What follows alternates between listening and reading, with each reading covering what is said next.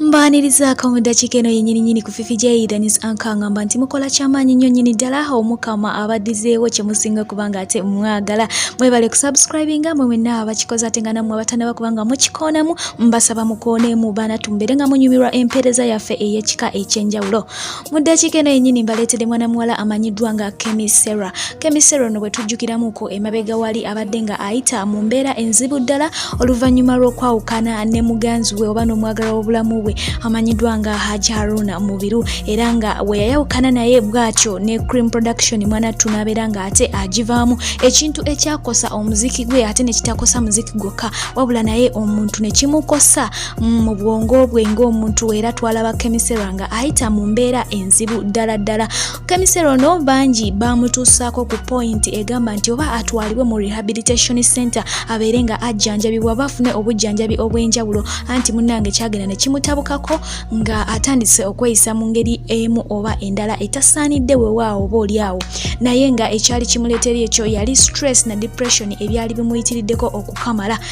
Yali akyali mu maziga awo bwatyo gye waava Doni amanyiddwa nga Kashadi Bank bwatyo n'abeera nga ate apresentinga check ey'obukadde 36 era bwe bati ne basuubiza mwana muwala Kemi Sera ono nti bagenda kubanga bamumanaginga Kashadi Bank wakubanga avujjirira ensimbi mu muziki gwe ate nga Ray the Superstar agenda kubanga amumanaginga yajja okubeera manager we. Omwami Ray the Superstar bwatyo yavaayo era nga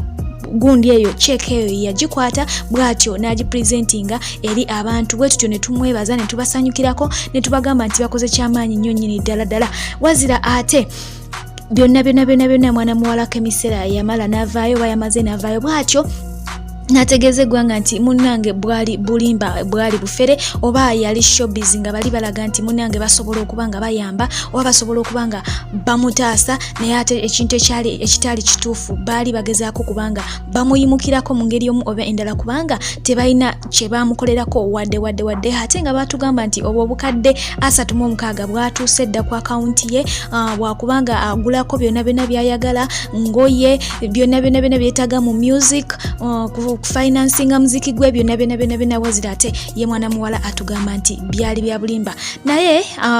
okusingira ddala etendo tuliddeze mukama okuba nti ate Kemi amaze bwatyo n'asalawo n'ayatula obulokozi era nga bwenjogerera kati afulumya gospel music. Tumusabire abeere eyo yekuumire eyo aweereze mukama Katonda ate mukama ayongere okubanga asitula omukyalo omulungi ali mu ye aleme kudda mu kubo lyakubula.